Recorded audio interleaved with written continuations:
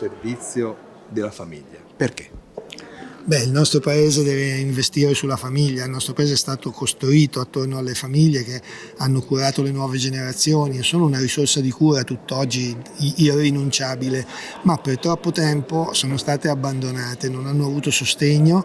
E in una società che cambia rapidamente le famiglie sono in difficoltà, noi le abbiamo trattate come il nostro ambiente, abbiamo pensato che si rigenerassero da sole e poi ci siamo accorti che dobbiamo bonificare le acque e anche per le famiglie serve un intervento pubblico, anche perché oggi le risorse dell'intervento pubblico sono squilibrate sulle generazioni, i giovani sono sostenuti poco, il progetto famiglia sembra diventato molto privato, molto senza rilevanza, e mettere al mondo un figlio è diventato sempre più difficile, avere una scommessa complicata, con lavoro discontinuo, eccetera. Quindi sostenere le famiglie significa fondamentalmente generare il futuro dell'intero nostro popolo e dell'intero paese, restituire possibilità di essere protagonisti ai giovani e investire sulla bellezza delle nascite, che non sono politiche di potenza, non sono politiche dei numeri, ma sono la speranza e il futuro. Un paese che non mette al mondo nuove generazioni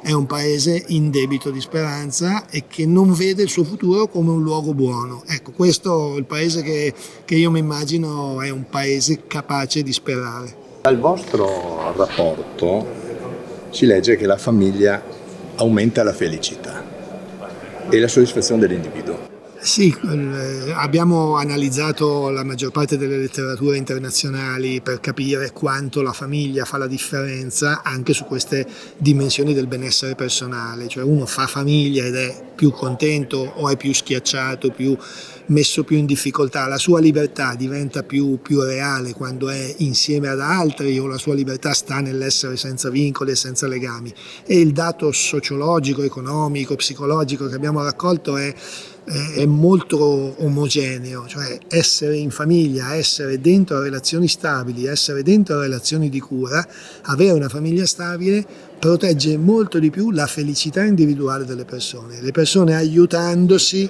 diventano più felici anche loro stesse e questo è un dato che dà molta speranza anche per le dinamiche sociali. Quindi è chiaro che nel sociale ci sono più conflitti, ma anche nelle famiglie, ma i conflitti si possono gestire e se uno si fida della relazione ne esce fuori più forte. E nella società avremmo bisogno molto di questa consapevolezza, cioè imparare in famiglia che stare insieme agli altri e lavorare insieme e vivere insieme è meglio, significa che anche nella società diventerò un generatore di relazioni collaborative, di responsabilità e di bene comune, e questo è certamente documentato dalla ricerca internazionale. Problema natalità. Soluzione? La soluzione del problema natalità è molto articolata, nel senso che c'è certamente bisogno di un maggiore sostegno economico, cioè bisognerebbe dire ai nostri giovani che mettere al mondo un figlio non li fa diventare poveri, cioè bisognerebbe neutralizzare il costo del figlio. Se io spendo 500 euro al mese, 600 euro al mese, questi soldi devono essere defiscalizzati, questo impegno genera anche un bene comune perché i figli sono figli di tutta la comunità, non solamente dei giovani. Quindi questo è il primo passo, ci vogliono più risorse certamente dedicate a chi mette al mondo un figlio. Poi naturalmente c'è un'avvertenza culturale molto più complicata perché mettere al mondo un figlio significa inserire nel proprio progetto di vita 25 anni di cura, 25 anni di responsabilità, 25 anni del proprio progetto di vita a servizio di un'altra vita. E questa è una variabile culturale che in una società individualistica, in una società che vede il profitto come valore principale, è più difficile da testimoniare. E qui entra in gioco il compito della responsabilità di chi fa famiglia e di chi ha già fatto famiglia.